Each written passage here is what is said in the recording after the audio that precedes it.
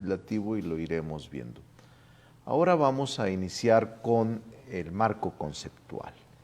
El Estado, los derechos humanos, la división de poderes, parlamentarismo y presidencialismo, el Parlamento. Son conceptos que ya ustedes en materias anteriores, en la licenciatura y en la especialidad, seguramente estudiaron y seguramente tienen presentes. Lo hago solamente para efecto de introducirnos a la principal función y al principal propósito que tenemos en esta materia. Podemos entender al Estado como el conjunto de instituciones que poseen la autoridad y potestad para gobernar con base en normas que regulan la vida de una población y le dan cohesión, ejerciendo su soberanía al interior y al exterior de un territorio determinado. No obstante, la concepción de Estado ha cambiado a lo largo del tiempo, teniendo características particulares en cada etapa histórica. El Estado, como ustedes lo recuerdan, lo estudiaron y lo saben, tiene varios elementos: el territorio, la población, el gobierno, entendiendo al territorio como el asiento físico del Estado, el elemento material y tangible que se compone en la superficie terrestre, el mar y las aguas internas, el subsuelo y el espacio aéreo. Ese es el territorio. La población se compone de todos los seres humanos que habitan dentro del territorio del Estado, se agrupan en sociedades y deciden vincularse mediante fines comunes.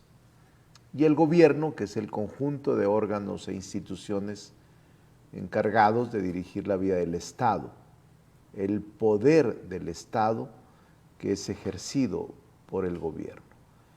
El estudio del Estado se realiza desde diferentes enfoques y perspectivas, a los que normalmente les denominamos teorías. Y tenemos la teoría organicista, la teoría sociológica, las teorías jurídicas del Estado. Tenemos además la teoría económica del Estado, la teoría teológica o de origen divino, la teoría de origen violento y las teorías positivistas. La teoría organicista concibe al Estado como un organismo vivo, compuesto por diversas partes para que se encuentren unidas en un todo y se orienten al bien común. Los precursores de esta teoría fueron Platón y Aristóteles.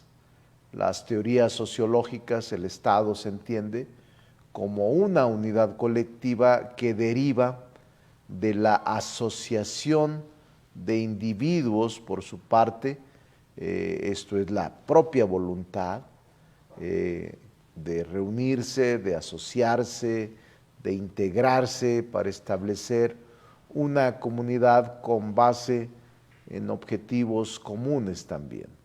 Esta teoría fue iniciada con Maquiavelo en la Edad Media y más tarde también seguida, muy cercanos, Thomas Hobbes, con la teoría del contrato social, que sería transformada por Locke, por Rousseau, por Montesquieu y por el propio Rawls, John Rawls. Esta es la teoría sociológica o las teorías sociológicas, repito, donde al Estado lo conciben como una unidad colectiva que deriva de la asociación de individuos libres o por su libre voluntad. La teoría jurídica del Estado, recuérdenlo bien, lo vieron en teoría del Estado, el impulsor de esta teoría es Kelsen, Hans Kelsen, quien lo concibe como una identidad que está facultada por un conjunto de normas jurídicas, las cuales rigen la vida en sociedad. Recordarán ustedes la teoría kelseniana, la pirámide kelseniana, la jerarquía de leyes, toda esta influencia de Kelsen en el sistema mundial en materia jurídica, obviamente en el sistema mexicano. El sistema jurídico mexicano tiene una enorme influencia la teoría de Hans Kelsen. La teoría económica del Estado, que concibe al Estado como una organización que maximiza el producto social en favor del pueblo, el cual actúa a través de sus representantes. En este esquema, el Estado se orienta solo a regular las relaciones del mercado y tiene una mínima intervención en el ajuste de las desigualdades. Algunos de sus autores son Adam Smith y Hayek, Friedrich Hayek.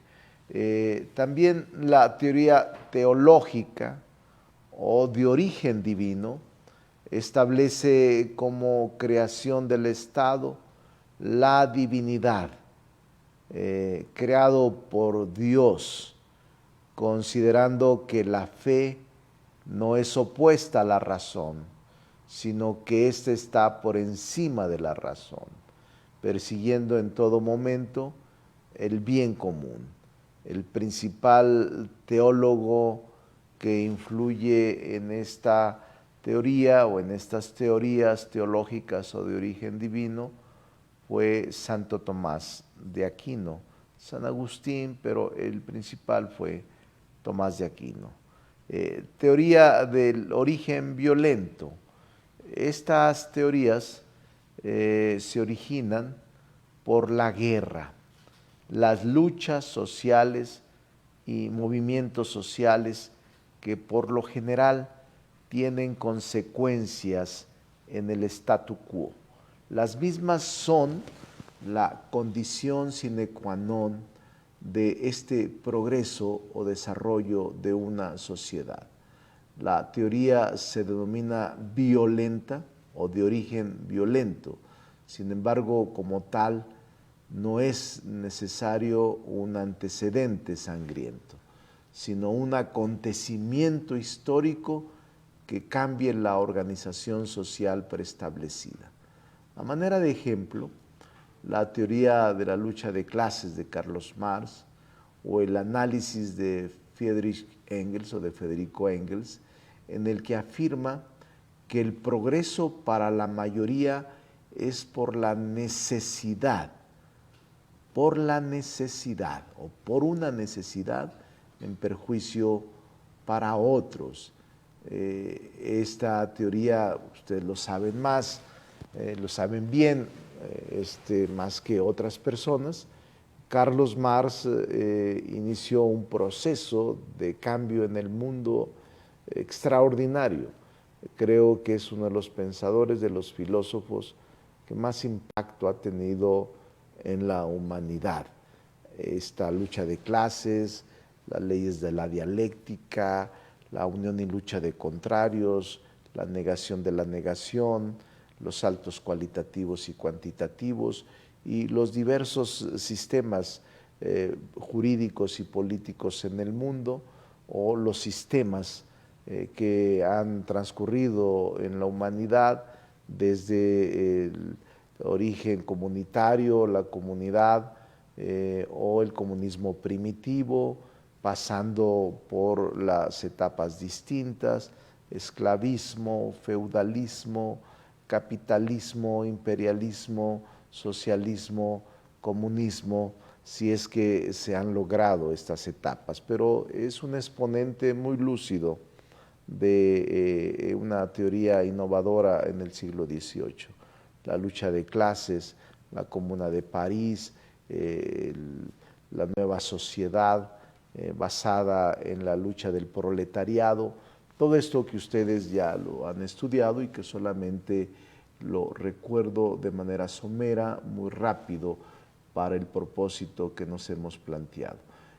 Obviamente aquí yo recuerdo el principal exponente de esta teoría de origen violento es Ludwig Gumplowicz. Si pueden, léanlo, es extraordinario, es un jurista y un sociólogo polaco. Para mí es el principal exponente, Ludwig Gumplowicz.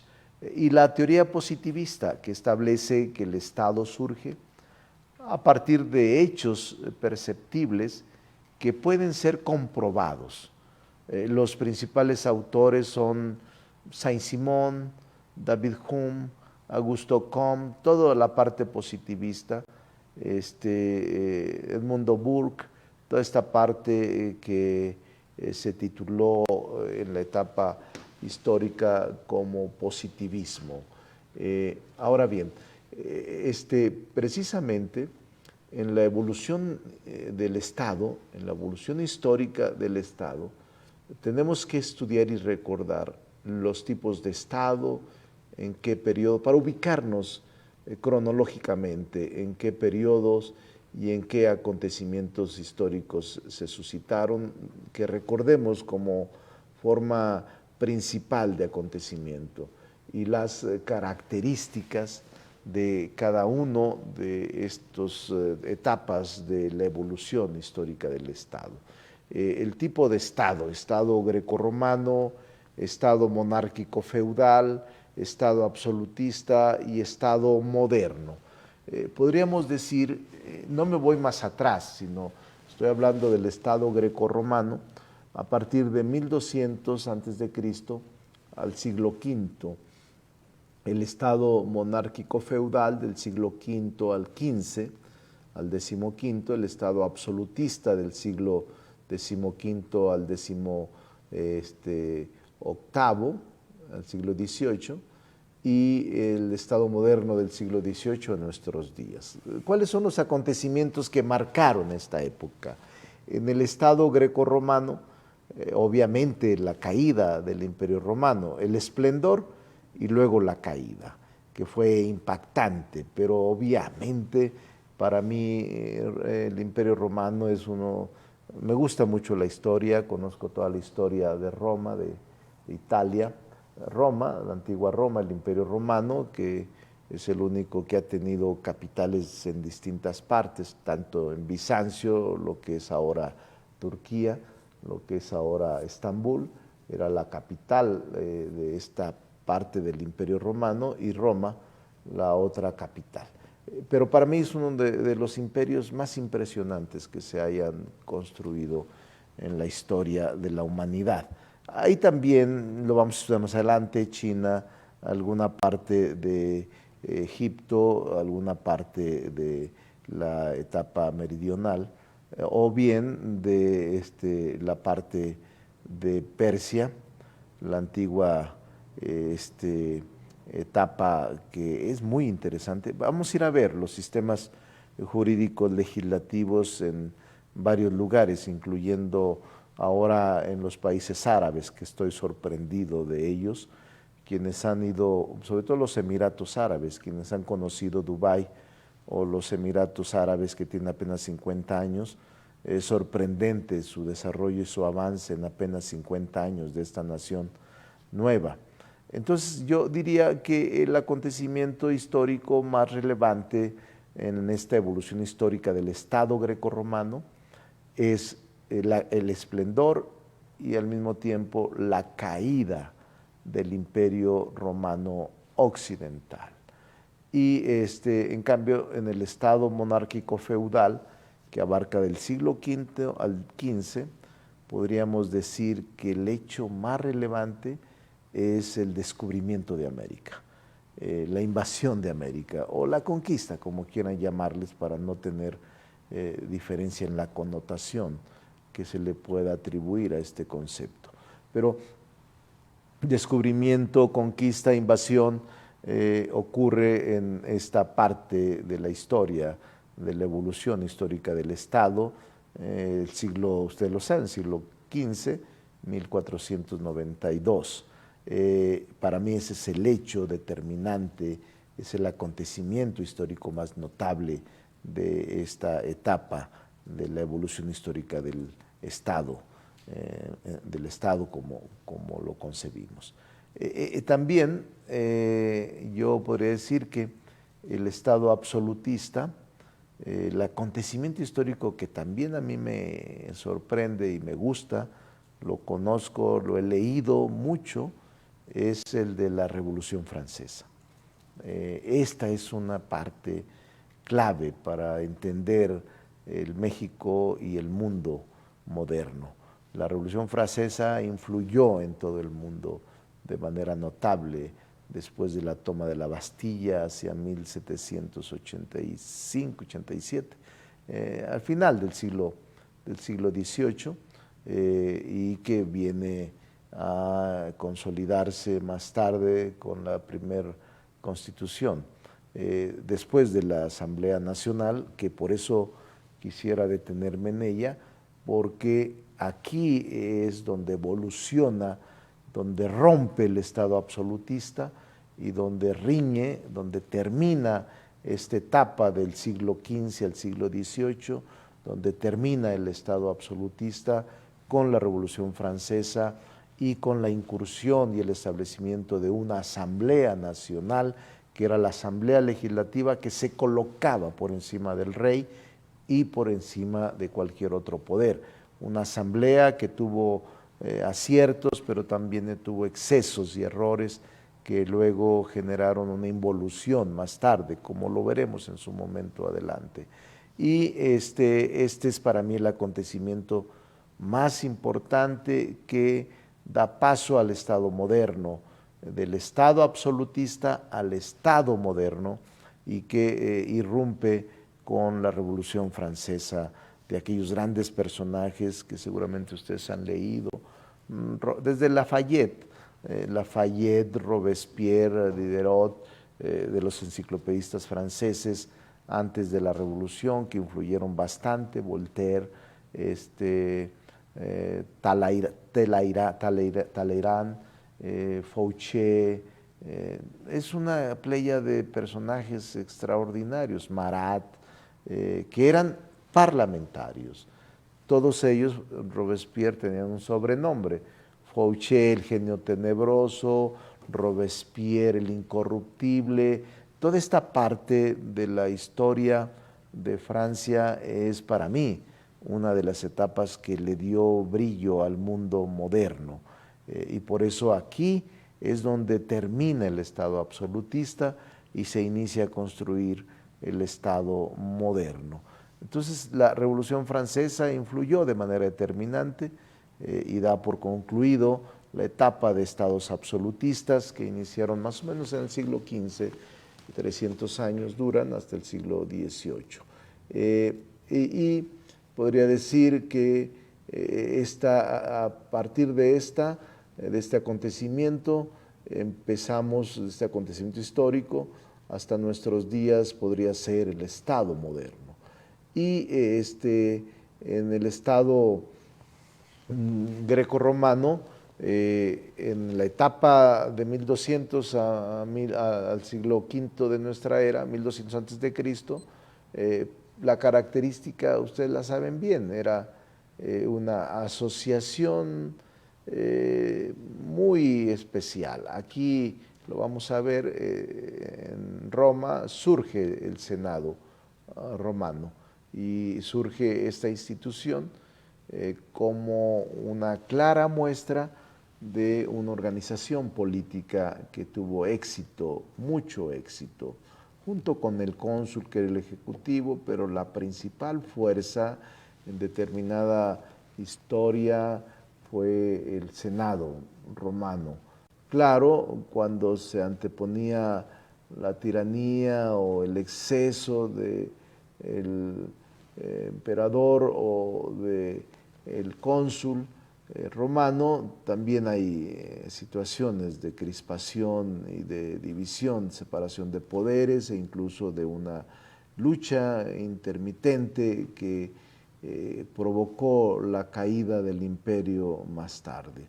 Entonces, en el caso del Estado monárquico feudal, la forma de organización es el rey, es total. El rey, aunque delega el poder en determinados lugares, pero es el rey, la forma de organización. Es el Estado monárquico feudal, pero el rey delega parte del poder en señores feudales o en lo que denominaban de manera muy clara las castas o los marquesados o provincias donde el rey les otorgaba a los señores feudales todo el poder, desde la aplicación de la ley, la persecución, la designación de funcionarios o bien el ejercer como juez o como dictador todo lo que a su alrededor y en su jurisdicción ocurría. Y ya en el Estado absolutista, lo que va del 15 al 18, ahí sí, la estructura que descansa en el rey es total, esta es la evolución histórica. Y entonces ahí sí, recuerden la frase de Luis XIII, el Estado soy yo. ¿Qué es el Estado? El Estado soy yo. Esta es la parte ya al final, siglo XVIII, la parte de los Luises en Francia, que de ahí surge esta revolución francesa, y por eso para mí ahí se interrumpe todo el Estado absolutista con el surgimiento y la explosión del movimiento que dio origen a la Revolución Francesa. El Estado soy yo. Y el Estado moderno, que descansa, yo diría, en la frase clásica que surge en esta etapa de movimiento social, una frase que le ha dado origen al Estado moderno y que le da fuerza al Estado moderno, que es la soberanía, el pueblo, la soberanía del pueblo. La soberanía descansa en el pueblo, radica en el pueblo, y el pueblo es el facultado para dictarle a través de sus representantes las decisiones que se tomen el pueblo. Ese es el Estado moderno. Entonces, es una etapa interesante, también la nuestra, pero yo clasificaría esto en términos muy, muy generales. Entonces, el Estado moderno, encontramos diferentes tipos de Estado, dado que sus elementos han variado en dependencia respecto de condiciones, circunstancias, tipos históricos, sociales, económicos, jurídicos, culturales. Y podríamos clasificar al Estado liberal, al Estado neoliberal, el Estado de bienestar social. Podríamos estar en esta clasificación que no es arbitraria, sino sociológica, estar hablando de lo mismo. No sé si tenga para efecto de que pudieran sacarlo muy rápido. Ustedes, me hago siempre auxiliar de láminas, nunca improviso mis clases, aunque tengo el libro de texto, que por cierto creo que ayer me decía Porrúa que no ha sacado la segunda edición, aunque ya está en imprenta, pero si pueden, no sé si ya tienen ustedes el libro de el compendio de leyes, si ya pasaron por él, de la normatividad. Ya pasaron, me dice Santos que algunos de ustedes ya pasaron, pero les digo que siempre me hago auxiliar de láminas muy resumidas para que ustedes después puedan verlas con detenimiento y darles una repasada a todo lo de la clase. Es un auxilio técnico que es más acotado y más claro, pero les digo que este libro que me está pasando, está la segunda edición, todavía no se concluye. Yo espero que ya en unos meses pueda concluirse. No sé si ya pasaron por los dos libros de texto, porque tenemos que leer. Este es uno, miren, no sé si ya pasaron, Santos, ¿cuántos pasaron por él? Que tiene la Constitución Política, la Ley Orgánica del Congreso General, el reglamento para cada una de las cámaras, el reglamento del Senado, y este es el libro del Poder Legislativo. Pero esta es la primera edición, que describe este libro la historia y las principales instituciones del Poder Legislativo en México, y lo utilizamos como referencia para ir moldeando todas las ideas globales sobre lo que es el Poder Legislativo. Entonces les decía, no sé si esté, sí, yo creo que sí, le digo, pónganlo en la pantalla, y si pueden retomarlo, sacarle fotografía, hacer anotaciones según sea su estilo y su método, pueden hacerlo. No sé si tenga la lámina, una lámina que tengo sobre el resumen de esto que explico sobre la evolución histórica del Estado. Pónganla, por favor. Entonces, dentro del Estado moderno, repito, encontramos diferentes tipos de Estado. No sé, ahí está, ¿no? Tipo de Estado, periodo es ¿no? Es ese, sí, ya estaba, ya me estaban diciendo que ya estaba. El desarrollo económico de final del siglo XVIII, podríamos decir que ahí inicia el Estado liberal, por el desarrollo económico de esta etapa, que empezaría entre el siglo XVIII y principios del siglo XIX, que exigió liberarse de los lastres del orden económico heredado del poder absoluto del gobernante, y que por ello se consideraba que el Estado debía garantizar las bases de una sociedad de propietarios particulares, autónomos, mediante principios como el de la autonomía privada, la libertad de contratos, la libertad de propiedad y de hacienda, y que se consideraba que una nación vivía satisfecha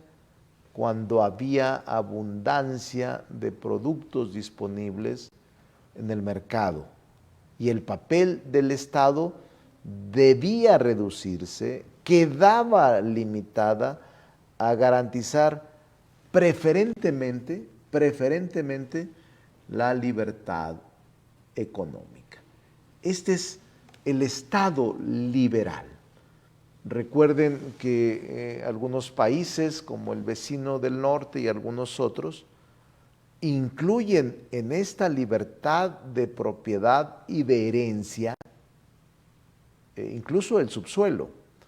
El dueño de la tierra es el dueño del subsuelo y es el dueño del agua, de minas, de petróleo, energía. México tiene una concepción distinta en su Constitución Liberal del 17. El territorio es de la nación, y la nación puede imponer la modalidad que necesite a la propiedad, los límites a la propiedad, y puede adoptar cualquier consideración, porque finalmente la nación es la dueña de la propiedad. Entonces el Estado liberal era distinto. Él decía, los principios son la autonomía privada, permanente, eterna, o no digo eterna, permanente, libertad de contrato, libertad de propiedad y herencia, y por eso el Estado no podía limitar ni la propiedad, ni menos la libertad económica. Entonces, esto es más o menos como surge en el siglo XVIII esta teoría en el Estado moderno. Me detengo en el Estado moderno porque es donde, ya para no regresarme a las otras vías evolucionadas, sino ir avanzando a manera de repaso. Asimismo, el Estado neoliberal, construido desde mediados del siglo XX, como una versión radical del Estado liberal. Este tipo de Estado descansa en una teoría geopolítica de dominación, edificada a partir de la globalización y del consenso de Washington de 1989. El término neoliberal ha sido usado de manera recurrente ahora en esta época, en esta transición política que vive el país a partir del 18, pero desde antes siempre fue motivo de discursos apasionados sobre el Estado neoliberal. Aunque les confieso que incluso en el Parlamento o en el Congreso a veces me he topado con personas que hablan apasionadamente del neoliberalismo y les digo yo, ¿y qué entiendes por neoliberalismo?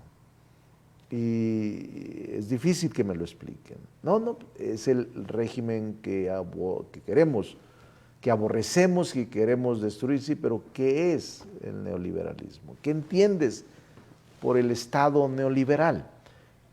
Poca gente, o ahora ya más, se profundiza en lo que es esta teoría y que, repito, se construye a partir de mediados del siglo XX, 1950, pero que tiene un auge extraordinario en los 70s, en los 80s del siglo pasado. Y se ha caracterizado por minimizar el papel del Estado como regulador de las desigualdades ante el poder decisorio de corporaciones transnacionales, grandes empresas privadas y potencias mundiales hegemónicas que no solo concentran la riqueza y el capital, sino que también deciden sobre el destino de muchos países. Esto nos ha llevado a que el 1% de la población mundial más rica concentre más del 80% de la riqueza mundial, exponenciando la desigualdad y la pobreza según estudios y según Oxfam sobre desigualdad.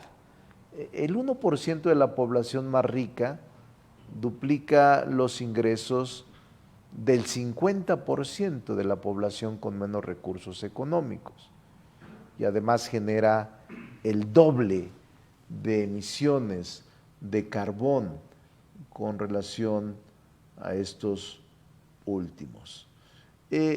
Les podría recomendar, para completar esta teoría y entenderla a cabalidad, hay un libro que se llama El precio de la desigualdad, si no mal recuerdo, y les recomiendo leer a Tomás Piketty. Piketty es extraordinario. Hay un libro que se llama, creo que El Capital, y hay una serie de artículos que concentran en un libro de teoría moderna que se llama Vive el socialismo. Tomás Piketty es un francés muy experimentado. Para mí es como un ideólogo que intenta recomponer la teoría marxista-leninista, pero actualizarla y modernizarla. Es quien hace estudios profundos sobre la desigualdad. Hay otro libro que se llama El Capital, pero hay otro libro que se llama Capital e Ideología. Son libros gruesos, pero muy buenos. Los van a leer en varias semanas, si es que alguien, no se lo va a dejar tarea, voy a dejarles tareas muy cortas, pero si pueden, léanlo. Tomás Piketty, es muy bueno. Y este libro del precio de la desigualdad.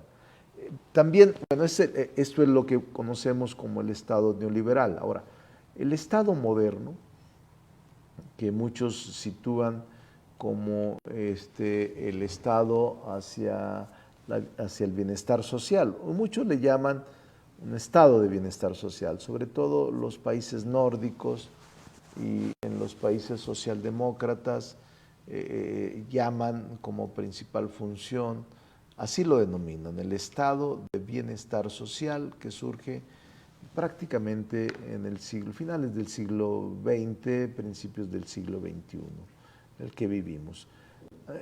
Ante esta situación, millones de voces alrededor del mundo se han unido para cuestionar el Estado neoliberal, por lo que estábamos platicando anteriormente.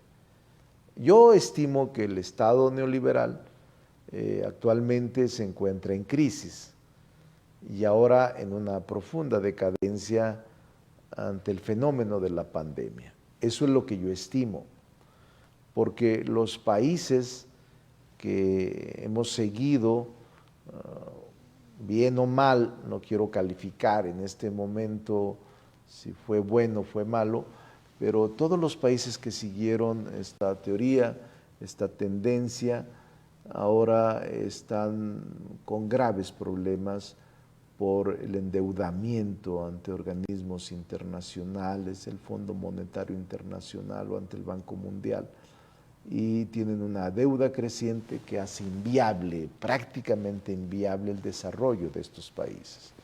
Existe un consenso generalizado que es necesario un nuevo orden mundial, en el cual debe ser el Estado quien se encargue de remediar, de poner orden a la enorme desigualdad social alrededor del planeta. Prueba de ello es que recientemente integrantes del G20, saben lo que es el G20, el grupo de los países aparentemente más poderosos donde participa México, lograron un acuerdo histórico hace unos meses, creo que fue, si mal no recuerdo, noviembre, diciembre del año pasado, para impulsar un impuesto mínimo global de al menos 15% a las empresas multinacionales. ¿Para qué es esto? Para propugnar, para impulsar, para empujar una nueva progresividad fiscal y gravar también a los gigantes tecnológicos, a las plataformas tecnológicas, especialmente a las digitales. Esta política fiscal podría entrar, de acuerdo con este convenio, con este acuerdo histórico, podría entrar, fíjense ustedes, en vigor en el año 2023, es decir, próximo año. Ese es el acuerdo que sostuvieron, con la finalidad de desaparecer los países fiscales. Este tipo de impuesto, que respaldan más de 100 países alrededor del mundo, podría generar, según la OECD, unos 150,000 millones de dólares al año. Y para el caso mexicano, representaría cuando menos 30,000 millones de pesos adicionales. No es una gran cosa, pero ayuda a atenuar los efectos de la desigualdad y de la pobreza. Estos son datos más o menos acordados, aprobados, sostenidos, calculados por la Secretaría de Hacienda y Crédito Público. Obviamente ingresos que podrían ser destinados a atender la política social, a los grupos vulnerables y atenuar la desigualdad en nuestro país, que es delicada. Entonces, el estado de bienestar social del siglo XXI en México, este proceso pareciera ser el que se propone el actual gobierno. El nuevo régimen ha sentado las bases para un cambio de paradigma social. Claro, ha habido reformas a la Constitución, ya las platicaremos, y ha habido una serie de reformas en materia social, aunque hay otras que quizás deberían atenderse o atenderlas de manera más prioritaria. Se propuso en este proceso de bienestar social del siglo XXI, como principal propósito esta llamada separación del poder económico y del poder político, la instauración de la austeridad republicana, la conformación de un nuevo régimen constitucional de bienestar social en beneficio de los grupos más vulnerables, sin olvidar el combate a la corrupción y a la impunidad, y los apoyos que representan los niños y los jóvenes para que puedan mantener una posición de estudio y no interrumpirla, es decir, darle una atención especial a la educación. Eso es clave para cualquier país, apostar por la educación. A mí me parece que una de las políticas de largo aliento, para mí, es la paridad y la equidad de género como eje transversal de la vida pública y el fortalecimiento de la democracia participativa. Yo estoy convencido que la garantía y el pleno respeto de los derechos humanos, especialmente en derechos económicos, sociales y culturales, es lo que nos puede hacer distintos de otros regímenes. Todo esto lo iremos viendo, simplemente estoy haciendo un repaso muy, muy general, que además ustedes lo saben y lo han visto en distintas materias, en la especialidad y en la licenciatura.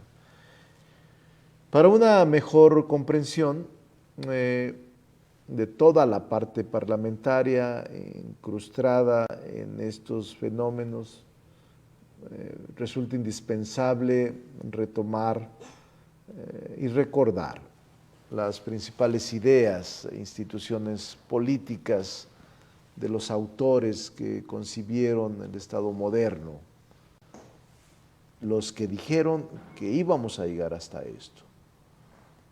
Yo les podría decir que podrían ser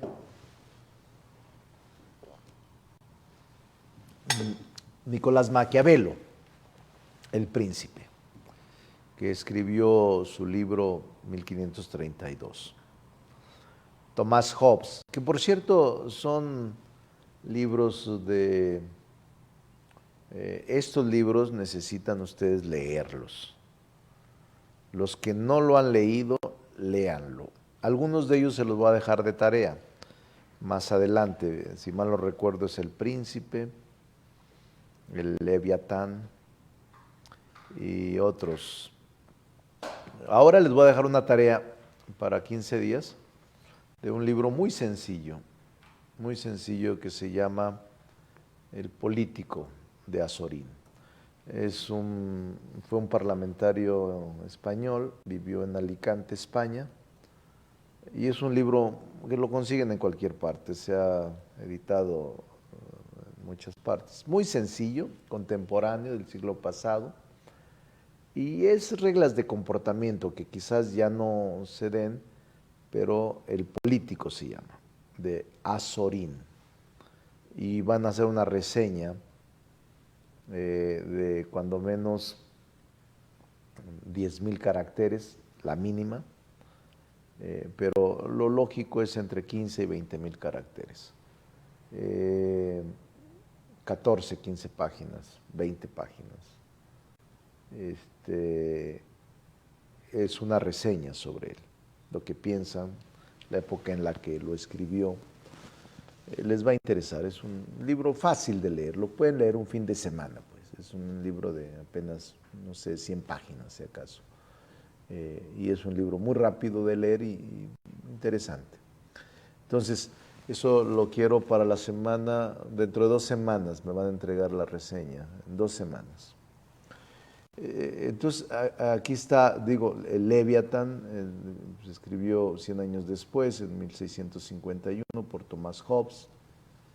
John Locke, Ensayo sobre el gobierno civil. Montesquieu, El espíritu de las leyes. Rousseau, El contrato social. Hamilton, Madison y Jay, El federalista. Thomas Jefferson, el Manual de Derecho Parlamentario. Todo esto son de apoyo. John Rawls, Teoría de la Justicia, y Jürgen Habermas de la facultad de ¿cómo se llama? Facticidad y validez. Aquí están en la pantalla los libros, los textos y los años que fueron publicados, y son fáciles, están traducidos al español. Los que no puedan leer inglés, están traducidos todos al español, todos.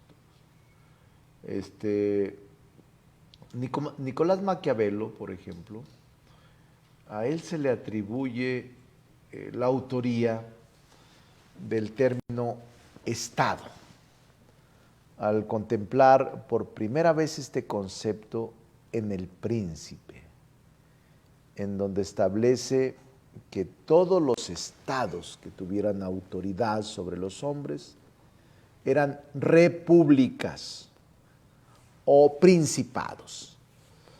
Si bien no desarrolló un concepto analítico sobre el Estado, se le reconoce su uso generalizado por la amplia difusión que recibió su obra en Europa durante la época renacentista del siglo XIX. El Príncipe es una obra de gran alcance.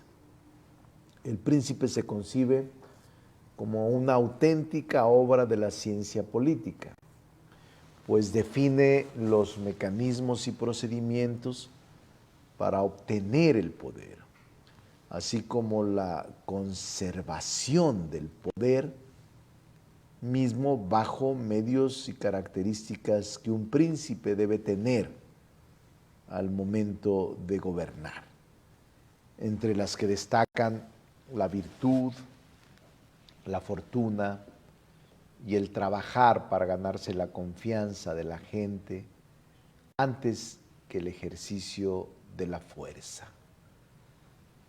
Nicolás Maquiavelo fue una especie de diplomático en sus orígenes. Era un conciliador.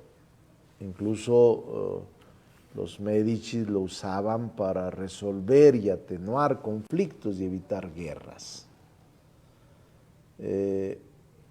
Durante el siglo XIV, Italia, recordarán, a diferencia de otros países, no había logrado una plena unificación. Muchos de sus territorios todavía eran ciudades, estados, provenientes del feudalismo o de la monarquía absoluta, por lo que Italia se encontraba dividida, y esto le impedía convertirse en un Estado-nación. Esa fue la principal inquietud por la que Maquiavelo escribe El Príncipe. Él buscaba la unificación de Italia y su liberación de lo que él llamaba a algunos estados y algunos pueblos, los llamaba bárbaros. Nosotros tenemos que diferenciarnos de los bárbaros, decía. Y para evitar las guerras y generar condiciones de colaboración en una nación con regiones disímbolas, y enfrentarse y protegerse de las grandes potencias de aquella época, que eran Inglaterra, Francia, España, y que tenían un poderío militar considerable en ese tiempo. Pero también Maquiavelo escribe esta obra, porque es desterrado. Él era muy cercano a los Médicis en Florencia, y se va o lo destierran o lo expulsan o lo persiguen, y esta obra la escribe en el exilio, en la pobreza incluso, porque él había servido muchos años a lo que él llamaba al gobierno republicano de Florencia, durante 12 años. Caen los Médicis y entonces lo expulsan. Y después, durante 12 años, al servir al gobierno republicano, incluso los propios Médicis, no ellos, pero Lorenzo de Médicis para mí es uno de los grandes, por eso le dicen el Magnífico, porque era un mecenas que protegía escritores, pintores, escultores, sociólogos, políticos. Era un mecenas. Él, con Lorenzo de Médicis vivió el propio Miguel Ángel, era protegido cuando creó esa gran obra del David, o cuando creó la Piedad y Madonas, que son todavía admiradas en el mundo y que están en museos como en el Louvre y otros más alrededor del mundo. Pero incluso yo recuerdo que es expulsado por ser sospechoso de una insurrección republicana. Y los Médicis, después de haber sido sus protectores, amigos, lo apresan, lo torturan y lo condenan al exilio. Es interesante esta parte de la historia. Entonces, el significado de su obra ha sido objeto de diversas interpretaciones a lo largo de la historia, pero destaca aquella realizada por Leo Strauss, este filósofo alemán, quien retoma la frase categórica de este autor: si el medio acusa, el resultado excusa, que se entiende en el siguiente sentido y que ustedes lo han escuchado y que muchos retoman esta frase. Si se lograba en aquellos momentos la libertad de los ciudadanos italianos, entonces lo que se hubiera hecho, diría ahora un clásico, haya sido como haya sido. Era más o menos lo que decía en etapas de aquella, estas más vernácula, pero la frase original era: si el medio acusa, el resultado excusa. Ahora se utiliza: el fin justifica los medios. Esta es frase de Maquiavelo, la primera, no la segunda. En aquellos momentos la libertad de los ciudadanos italianos pues, era muy vulnerable. Entonces, lo que decía Maquiavelo era: luchemos por la República. Vale la pena luchar por la República. Sería loable la libertad de los ciudadanos en este propósito de luchar por tener una república. Ahora, esta frase que le atribuyen a Maquiavelo no es así, no es exacta. La frase exacta es: si el medio acusa, el resultado excusa. También se ha distorsionado mucho a Maquiavelo. No sé si ustedes alguna vez han sufrido la connotación o la aparente ofensa. A mí sí me ha sucedido a través de mi vida política. Dicen algunos, hasta columnistas y reporteros, y dicen: Monreal es muy maquiavélico. ¿Y qué es eso? Le asimilan, le atribuyen perversidad a Maquiavelo. Mañoso, Maquiavelo es perverso, Maquiavelo es... O sea, que haces muchas cosas, o sea, cosas como intrigas, como perversiones, como... No, se ha alterado ese propósito. Para Maquiavelo es otro el fin de la República y está en el príncipe. Pero además Maquiavelo agrega un criterio de eficiencia en el capítulo 15 de su obra, al afirmar que su interés no es escribir sobre república y principados inexistentes, sino escribir cosas útiles e ir tras la verdad efectiva, integrada en la praxis política. Para dicho autor, la tesis o las teorías debían realizarse y consagrarse en la práctica para ser tomadas como criterio de verdad. Esta fue una de las grandes aportaciones de Maquiavelo como constructor de la propia ciencia política, una ciencia política que pudiera ser verificada en los hechos. Maquiavelo propugnaba por un republicanismo caracterizado por una vida política pública basada en las leyes y en la deliberación política, contrario a la política de su época, que era dominada por la imposición de la fuerza y la ausencia de diálogo en la toma de decisiones. ¿A quién se dirigía el príncipe realmente? En menor medida, a aquellos que lo desterraron. El propio Maquiavelo le daría un ejemplar, su primer ejemplar, eso es lo que las crónicas dicen sin poderlo yo sostener, que su primer ejemplar de su obra se lo dio a la familia Medici. Pero este acto fue para él un acto muy triste porque la familia Medici lo desprecia, lo rechaza. Y él quería congratularse y recomponer su relación con la familia de los Medici.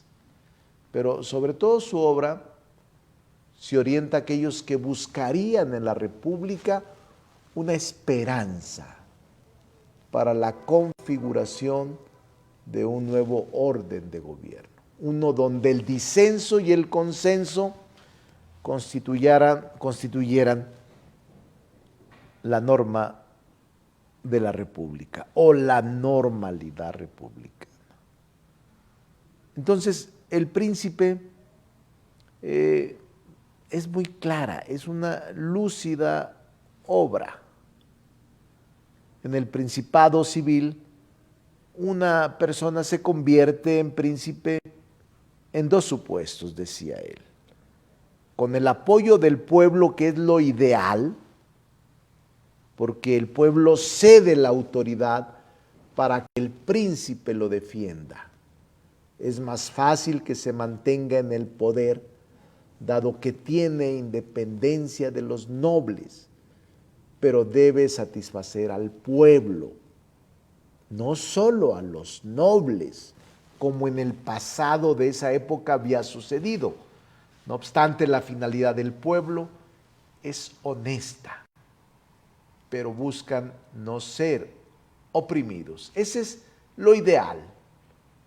Y el peligro, decía Maquiavelo, es que solo gobiernes con el apoyo de los nobles, que traducido actualmente podrías decir con el apoyo del poder económico.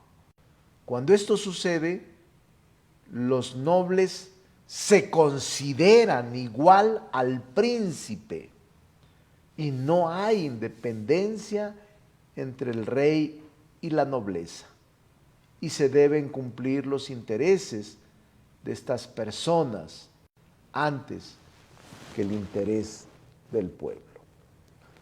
Por eso yo les digo a ustedes que si algún día o si ya les han dicho, eres un maquiavélico, siéntanse bien, porque la expresión es buena.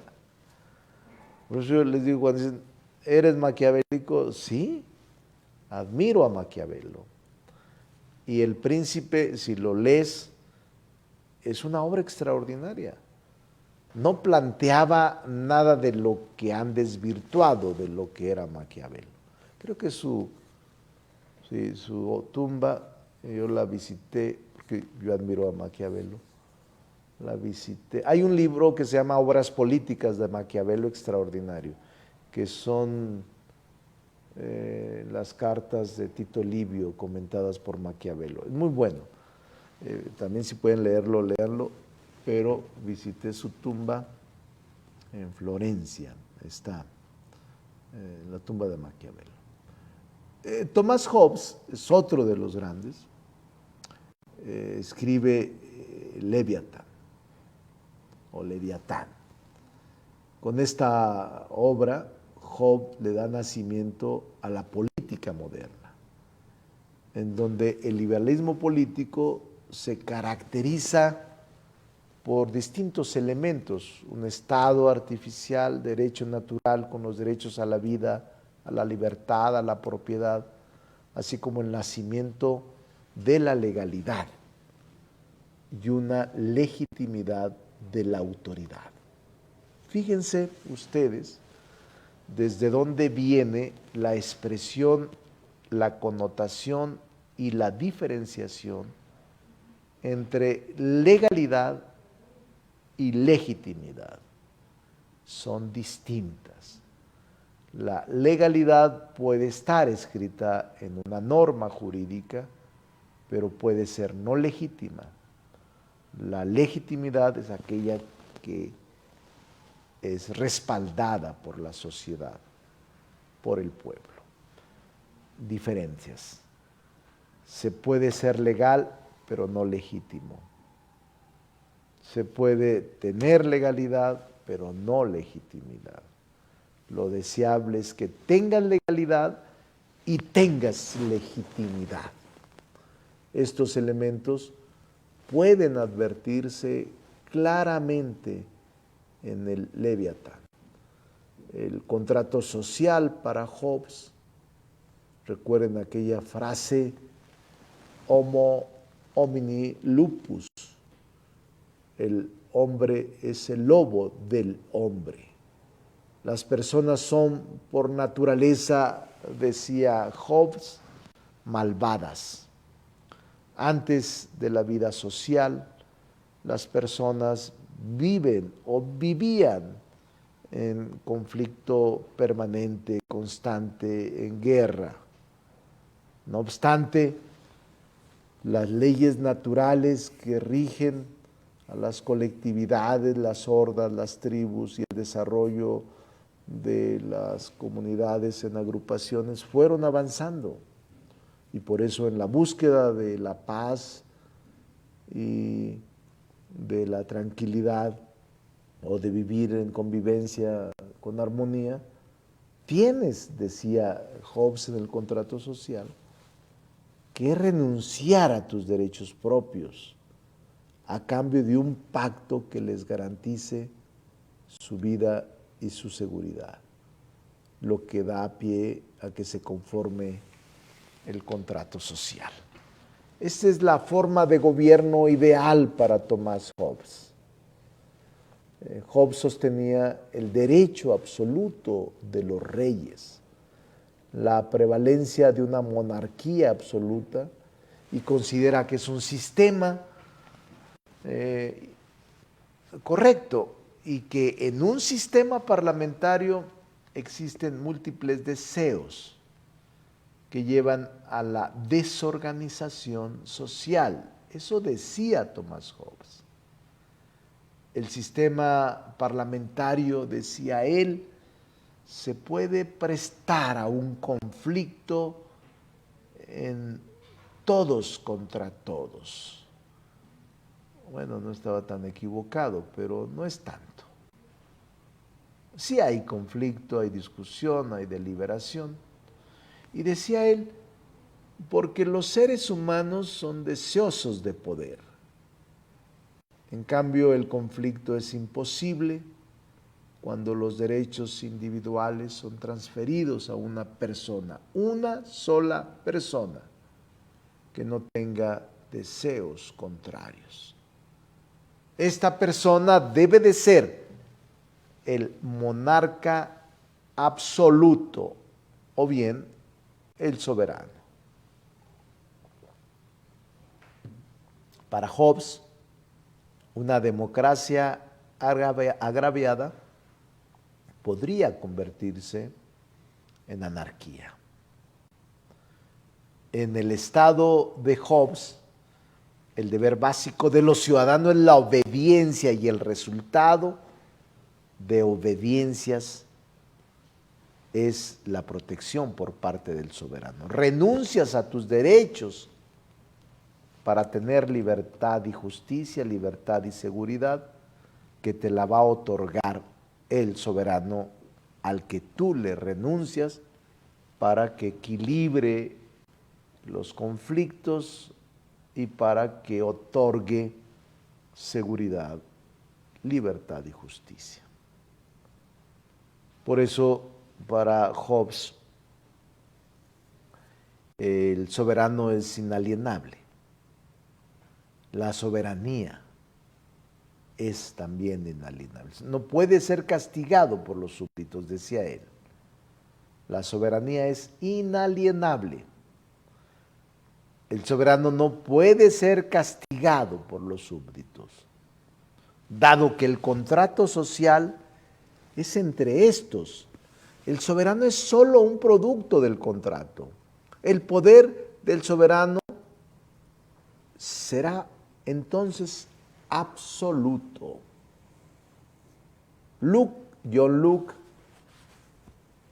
la libertad del hombre en sociedad radicaba en no encontrarse sujeto a cualquier poder legislativo distinto al que ha sido o al que había sido instituido en la nación por consentimiento. La forma de gobierno, partiendo de la función legislativa, dependiendo en quién resida el poder, es decir, la potestad de emitir leyes, estaríamos, decía él, en presencia de una democracia.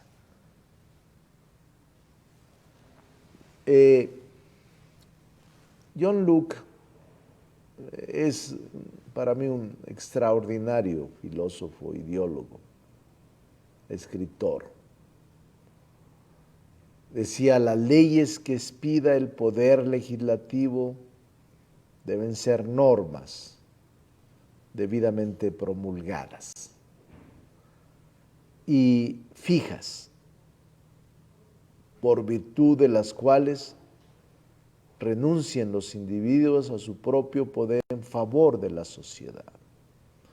Por eso la relevancia de la función legislativa del Estado. El poder legislativo no debe ser, decía él, depositado en manos distintas de las confiadas por la sociedad, ya que ese poder se deriva o deriva a los demás. Es un contractualismo liberal, a diferencia de Hobbes, que propone un contractualismo liberal con un gobierno limitado por los derechos y libertades de los individuos que son irrenunciables. O sea, Hobbes proponía la total obediencia del contrato social para que el soberano te garantizara seguridad y libertad. John Locke no. John Locke propone un contractualismo liberal con un gobierno limitado por los derechos y libertades de los individuos y que estos son irrenunciables. Rousseau, sobre su tesis sobre la separación del poder político, es extraordinaria. Para Rousseau, el legislador es el que inventa la máquina, el príncipe el que la monta y la pone en práctica. En tal sentido, le otorga a su función un carácter extraordinario. Por tanto, se debe abstener de aplicar las leyes a los gobernados debido a que es quien ejerce dominio sobre las mismas. Es decir, ya hay la separación del poder legislativo y del ejecutivo. Uno crea leyes y otro las aplica, pero no el que las aplica debe de crearlas. Y si las crea el que las aplica, no deben de obedecerlas. El legislador tiene dos características según Rousseau, las cuales tienen un sentido aparentemente opuesto. La tarea compleja de emitir leyes que logren transformar la constitución del hombre y la falta de autoridad para su ejecución. Este es el acuerdo de la división de la función del poder ejecutivo y del poder legislativo. La soberanía popular se agrega o se incorpora en la teoría de Juan Jacobo Rousseau como un elemento adicional del contrato social.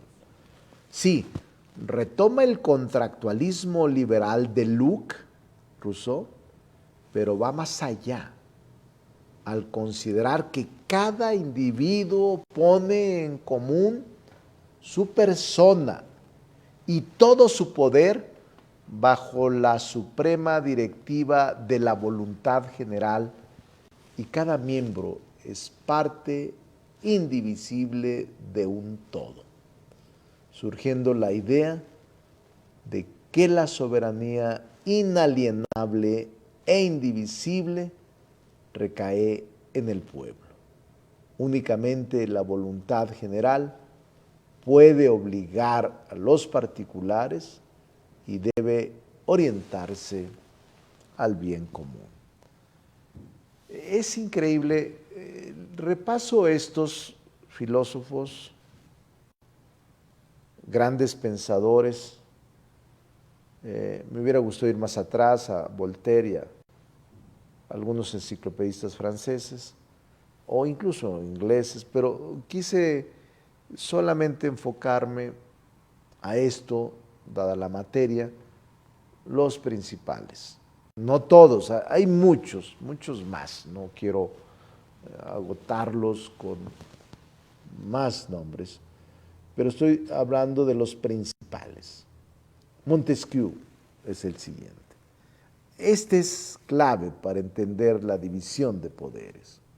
O sea, ya vimos cómo evolucionó desde Maquiavelo, bueno, desde antes, desde el Estado, pero ya a partir de Maquiavelo, que vivió en 1469-1500, luego Thomas Hobbes, luego John Locke, luego Juan Jacobo Rousseau y ahora Montesquieu. Montesquieu, para entender la teoría moderna casi en todo el mundo de la división de poderes, se le atribuye a Montesquieu. En el Estado no se puede garantizar, decía, la libertad política de los ciudadanos sin la existencia de tres clases de poderes independientes. Estos tres poderes independientes respecto uno del otro, uno respecto del otro, poder legislativo, ejecutivo y judicial. Eso es lo que conocemos todos comúnmente en todas las enseñanzas de teoría del Estado, de derecho constitucional, de cualquier tratado de derecho, siempre acudes a esta teoría de Montesquieu. No existe libertad cuando el poder legislativo y el poder ejecutivo reúnen en la misma persona, en el mismo cuerpo de magistrados. No hay forma de que haya libertad. Si ambos poderes se reúnen en uno solo, o si uno depende del otro, y si uno anula y cercena al otro. y lo hace subordinado y dependiente. Por eso, en los estados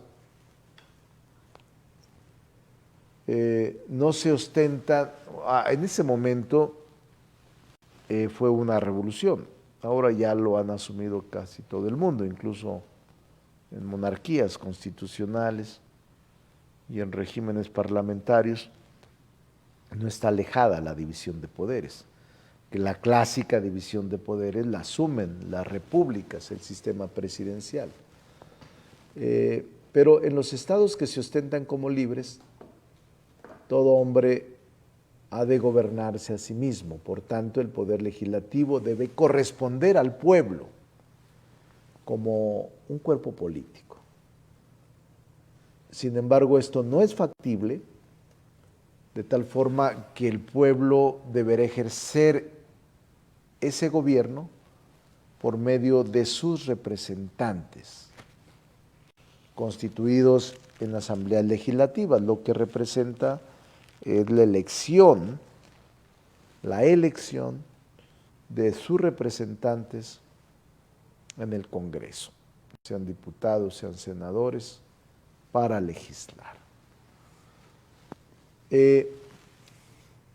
Al Poder Legislativo no se le confería naturaleza permanente.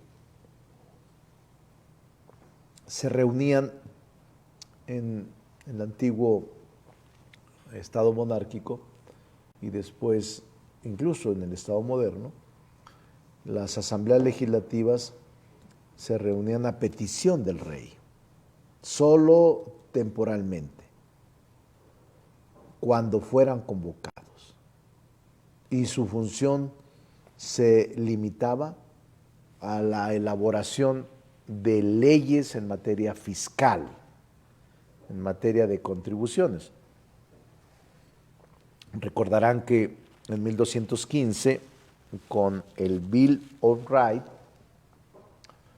de la Carta de Derechos Humanos, la primera carta con el rey Juan y los nobles de Inglaterra, firman la parte fundamental de estas asambleas, de reunirse cuando el rey los convocara para decidir sobre los tributos.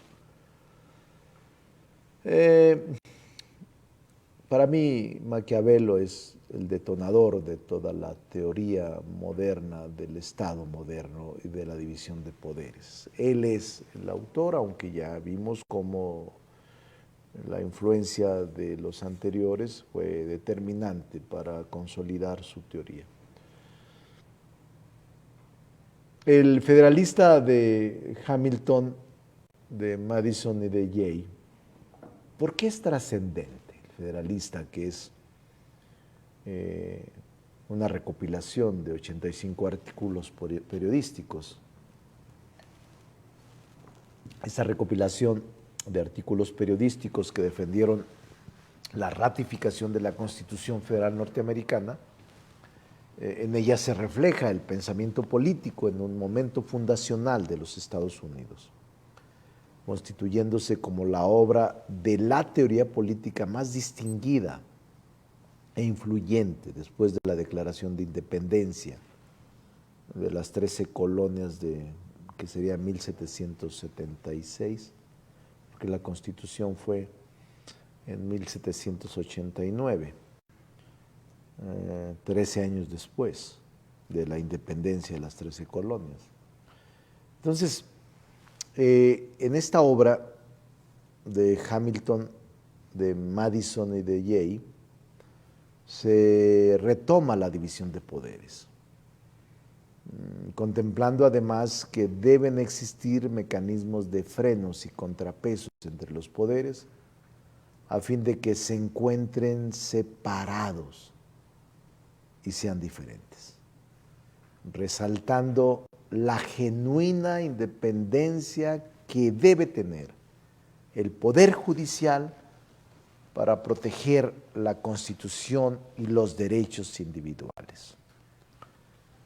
El control constitucional, más allá de la sola existencia de una Carta de Derechos del Hombre, del individuo, del ciudadano, del vecino, se defiende de la existencia de una constitución que contempla necesariamente mecanismos de control para limitar el poder público. Los poderes deben de ceñirse a lo previsto en la Constitución y el Poder Judicial debe abocarse solamente a la revisión de dicho documento normativo y a la aplicación. No puede crear normas. Entonces, por eso lo importante de estos 85 artículos periodísticos de El Federalista. Jefferson, por su parte, en 1827, inspirado en las ideas de Locke, elaboró una compilación de normas legislativas denominada Manual de Derecho Parlamentario, o resumen de las reglas que se observan en el Parlamento de Inglaterra y en el Congreso de los Estados Unidos para la proposición, discusión y decisión de los negocios, en la que reunía todas aquellas reglas y disposiciones útiles para la adecuada dirección de las discusiones en el Parlamento. Este documento refleja la necesidad de que el Congreso se rija por reglas claras en la dirección de los asuntos que son de competencia de cada una de las cámaras, las cuales deben ser observadas por quienes integran la Asamblea, cualquiera que sea su denominación. Aquí yo les podría decir que precisamente Thomas Jefferson inició como parlamentario y era un buen parlamentario y le dio vida organizativa al Parlamento. Ustedes pueden consultar incluso está en internet, este manual de derecho parlamentario. Es interesante. En su teoría de la justicia, Rawls, se recuerdan a Rawls, ya es más contemporáneo, incluso John Rawls muere en este siglo, ya a la edad de unos 80 años, creo que muere a principios de este siglo, John Rawls. Él tiene una teoría sobre la justicia y aboga por la reconciliación de los principios de libertad e igualdad a través del ideal que todos queremos y aspiramos, la justicia como equidad. Establece que en la teoría natural de la vida no es justo que haya personas desfavorecidas por el solo hecho de nacer y que éstas no puedan llevar a cabo su plan de vida, por lo cual es necesario crear a través de principios de la diferencia acciones afirmativas. Ustedes últimamente no sé si han escuchado toda la legislación que se ha generado a través de esta teoría de acciones afirmativas o políticas de discriminación positiva para ajustar las desigualdades. Me impresionó mucho lo que sucede en India. Ya lo estudiaremos. Vamos a estudiar algunos sistemas jurídicos contemporáneos. Me sorprendió que en la Constitución establecieron en el 1950 en la India, cuando la India se libera y deja de ser protectorado inglés, En su primera constitución se establece la discriminación positiva, y en donde se obliga en la Constitución a que las tribus o las castas puedan incorporarse obligatoriamente con una cuota, las más pobres, al gobierno, a la educación y al parlamento. Creo que el 25%, no recuerdo si ahora ya es más, pero cuando menos el 25% de asientos debían ser para las castas, para las familias más pobres, más humilladas. Y en la escuela también, espacios universitarios, existe la ley.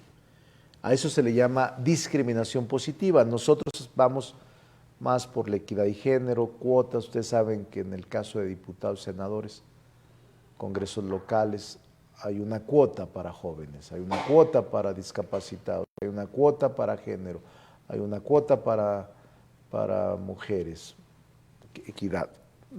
Hay otros sistemas más avanzados, pero John Rawls sostiene que en su teoría, sostiene una teoría que le llama neocontractualista, o sea, el nuevo contractualismo de Estado.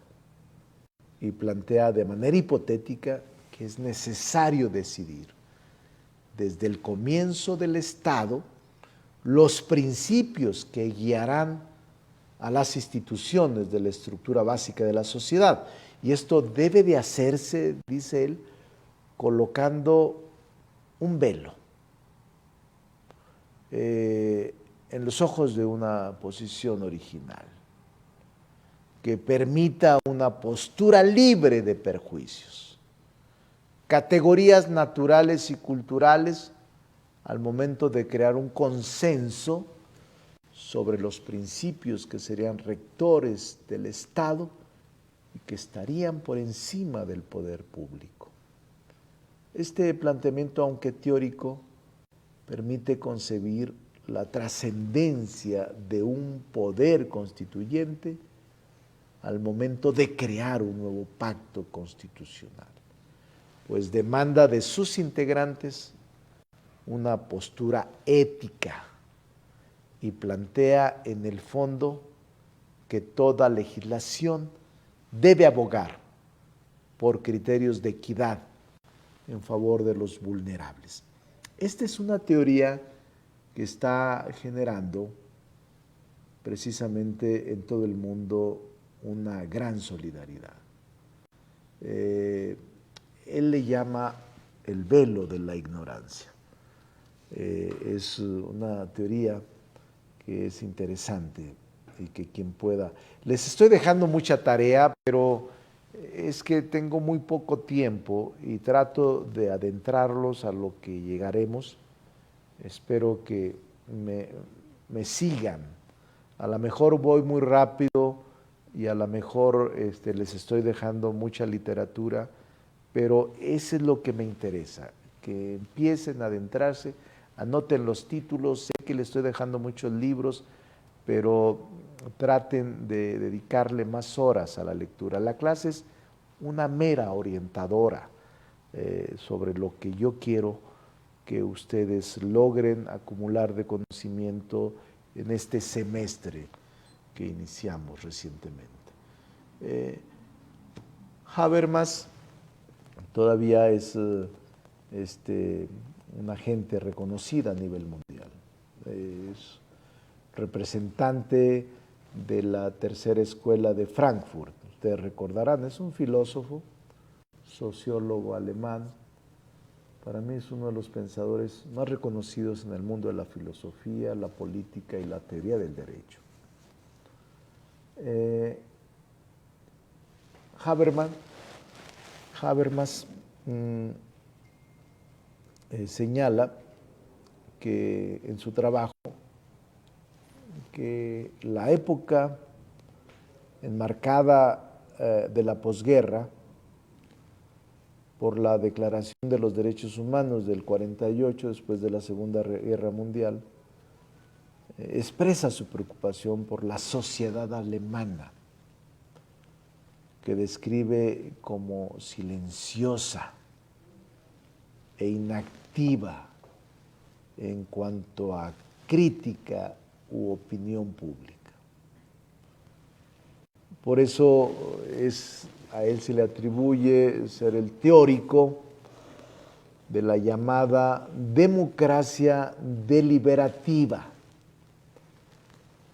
Democracia deliberativa, que busca solucionar las diferencias entre el liberalismo, que defiende la superioridad de los derechos humanos individuales, y el concepto republicano igualitario que preserva la soberanía popular. El pilar primordial de la democracia deliberativa es el diálogo y la construcción de verdades de mano de la participación ciudadana. La democracia deliberativa es una propuesta que le otorga alta relevancia al diálogo y al debate, cuyo objetivo es, dice él, fortalecer la legitimidad democrática de las decisiones políticas, es decir, considera prioritario que la toma colectiva de decisiones se realice con la participación de todas las personas que puedan ser afectadas por la decisión.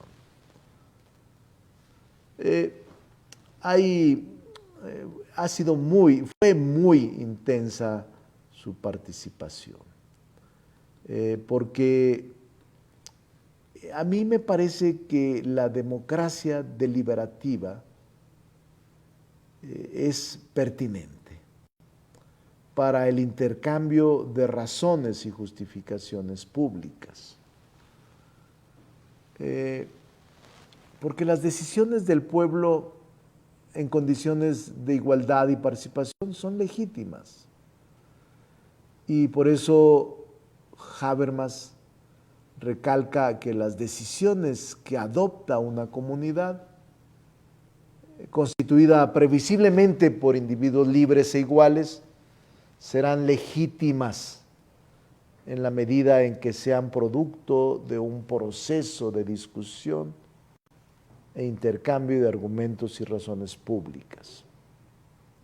Propone que las decisiones de carácter vinculante sean adoptadas mediante un proceso inclusivo en el que participen todas las personas afectadas por dichas decisiones. Como método de discusión, le otorga tanto a la votación como a la negociación una mayor legitimidad democrática, teniendo en cuenta que de manera previa una comunicación pública e inclusiva puede ser pertinente. En este sentido, desde un punto de vista procedimental, la discusión es anterior a estos métodos de toma de decisiones colectivas con el propósito de mejorar los resultados. La deliberación es un proceso creativo en la medida en que la toma de decisiones no se limita a la elección entre alternativas existentes. Antes bien, pueden ser capaces de generar nuevas opciones. Por eso yo les diría que soy simpatizante de esta teoría. Y en un órgano plural no puede ser de otra manera. Es el diálogo, es el encuentro, es el consenso. Nosotros hemos logrado construir mayorías calificadas con diálogo. Y esa es una de las clases que tenemos pendientes al final sobre sobre consejos en materia parlamentaria de cómo lograr acuerdos. Tienes que tener mucha paciencia, tolerancia y respeto por el adversario. No puedes de entrada alterarte y descalificarlo aunque no tenga la razón, porque entonces se rompe el diálogo antes de iniciarse. Tienes que, incluso si eres gobierno o si eres mayoría en un órgano colectivo, tener más paciencia y más tolerancia que si fueras opositor. Porque el tener mayoría te obliga a ser tolerante.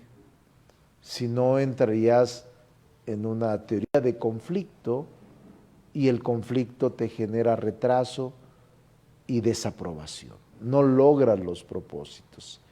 Y en la negociación no puedes lograr todo lo que te propones. En la negociación tienes que entender que tienes que ceder.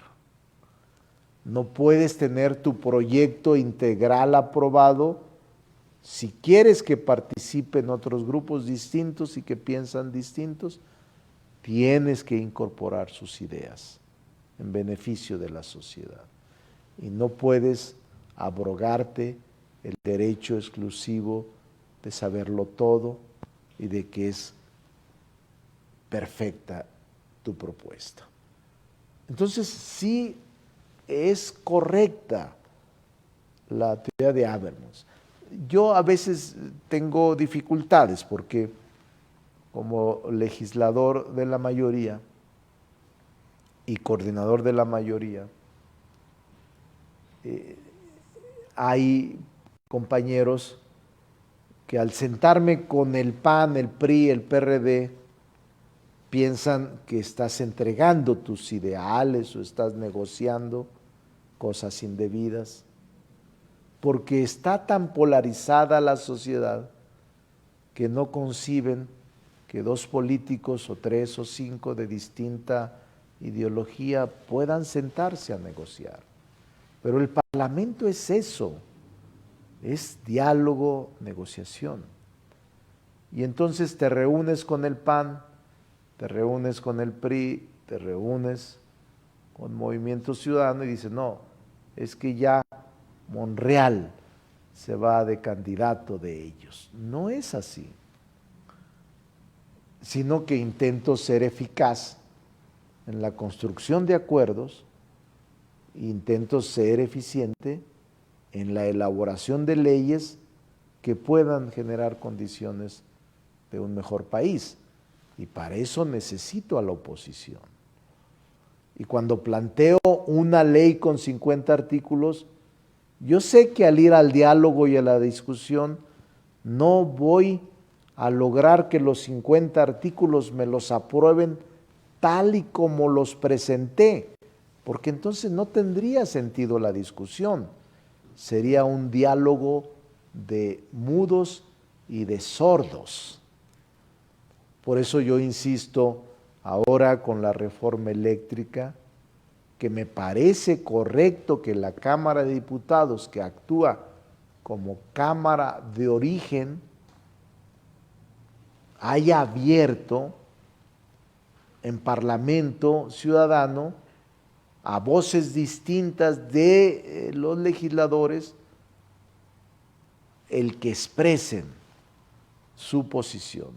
Técnicos, empresarios, sindicalistas, intelectuales, inversionistas. Pero se supondría que si abres una discusión, como dice Habermas, vas a llegar a una decisión conjunta. Es decir, si abres el Parlamento y no modificas ni aceptas ninguna modificación, no te representa ningún avance.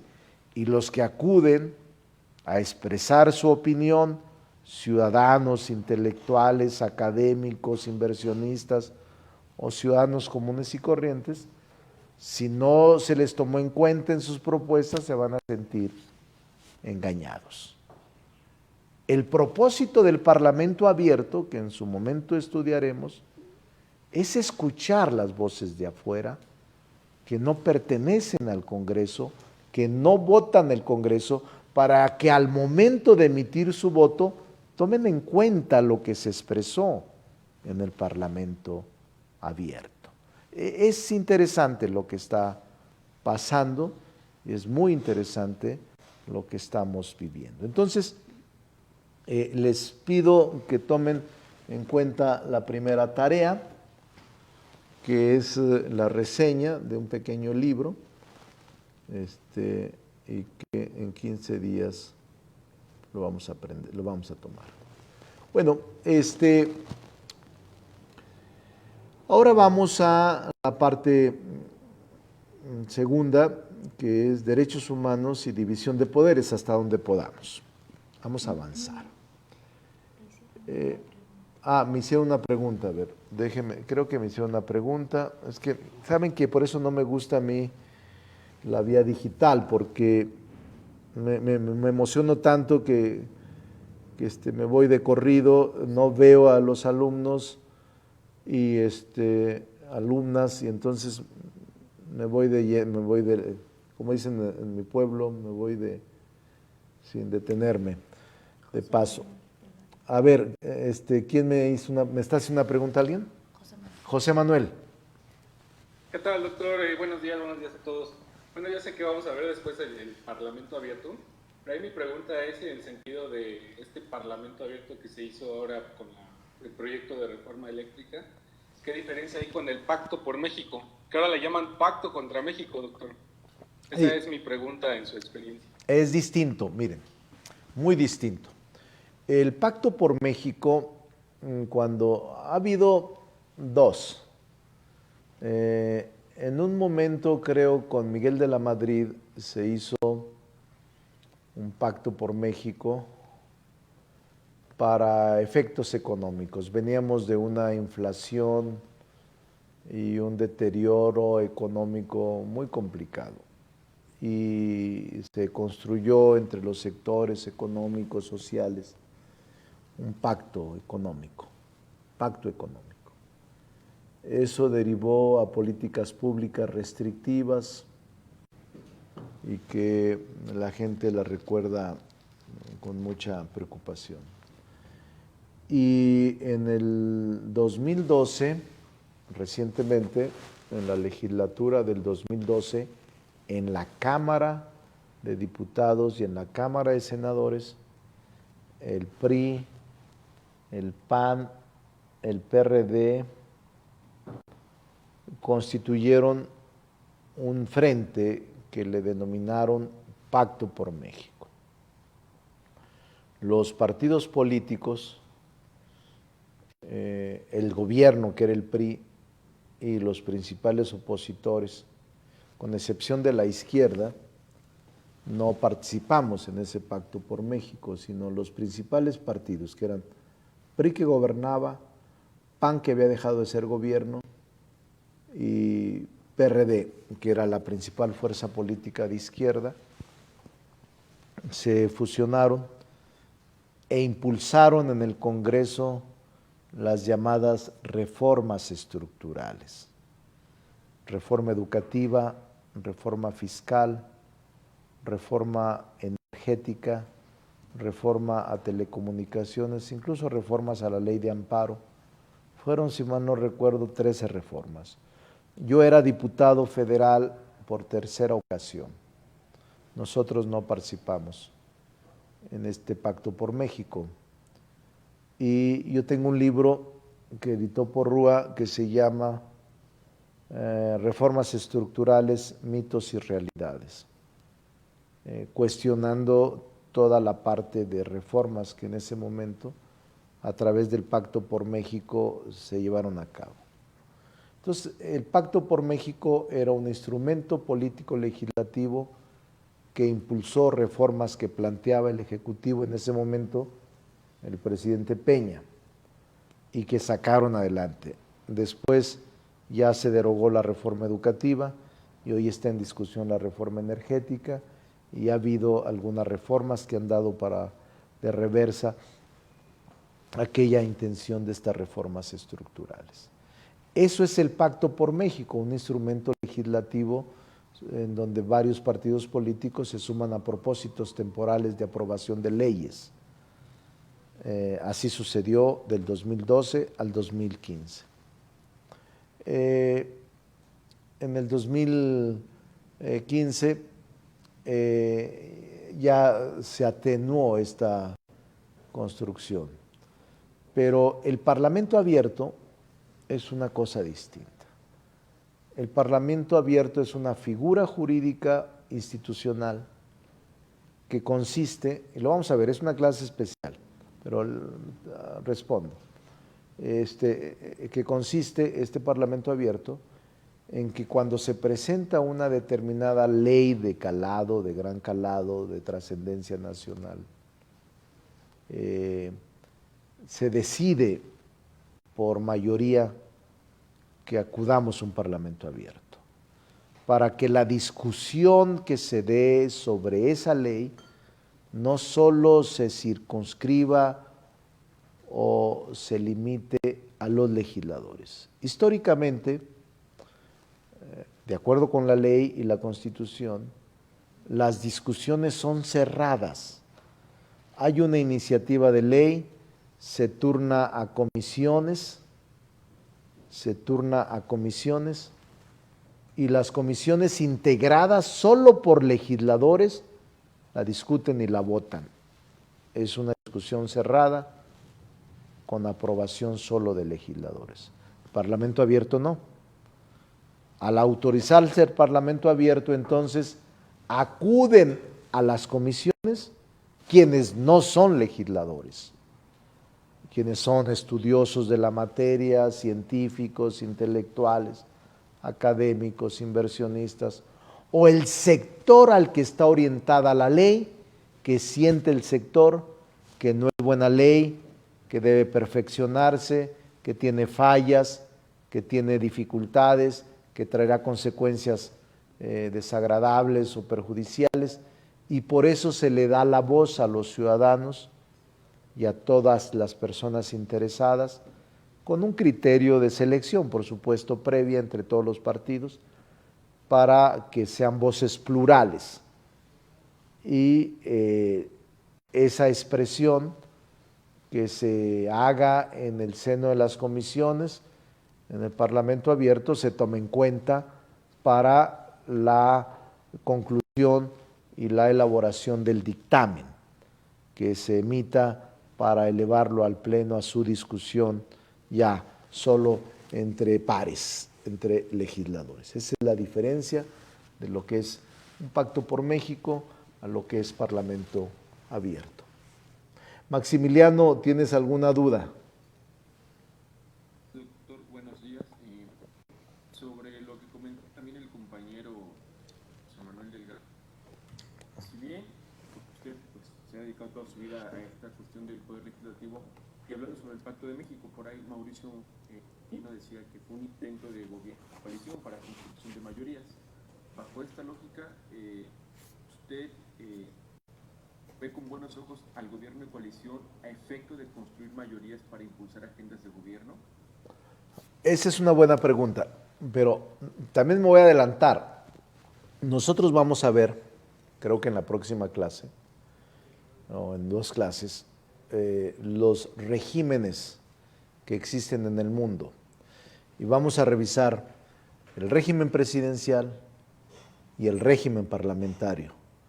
Y al ver el régimen presidencial y el régimen parlamentario fundamentalmente, porque hay régimen semipresidencial y semiparlamentario, cuando analicemos eso, vamos a revisar todas las instituciones, entre ellos las coaliciones, entre ellas también los acuerdos en el Parlamento para generar mayorías y para generar agendas.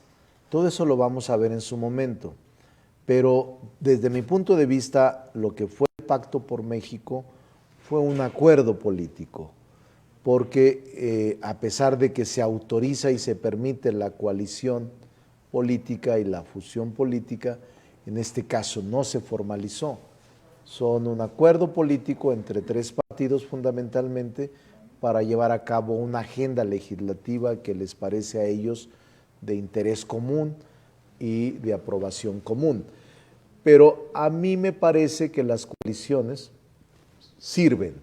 Normalmente las coaliciones que participan en el proceso electoral no se reflejaban en las cámaras. Cuando llegaban a las cámaras, cada partido asumía su posición y ya no caminaban juntos. En el caso ahora reciente, sí caminan juntos casi en todas. Por ejemplo, en el caso de la izquierda camina normalmente en acuerdos con el PT y con el Verde, a pesar de que el Verde no fue en coalición con nosotros en el 18. Me refiero a que el Verde fue en coalición con el PRI. Y acuérdense ustedes que había 3 coaliciones, MC, PAN, PRI, no, PRI fue solo, PAN, MC y Verde, o PRI Verde, no recuerdo. Bueno, pues no, al final en el Congreso no caminaron juntos. El Verde hace coalición, de hecho, acuerdos con la izquierda, el PRI hace acuerdos en ocasiones con el PAN, pero no fueron juntos. Ahora han hecho coaliciones legislativas, pero no hicieron coaliciones políticas. A mí no me extraña que pudieran caminar en agendas comunes en el Congreso una vez que la elección transcurriera. No ha ocurrido así en la práctica.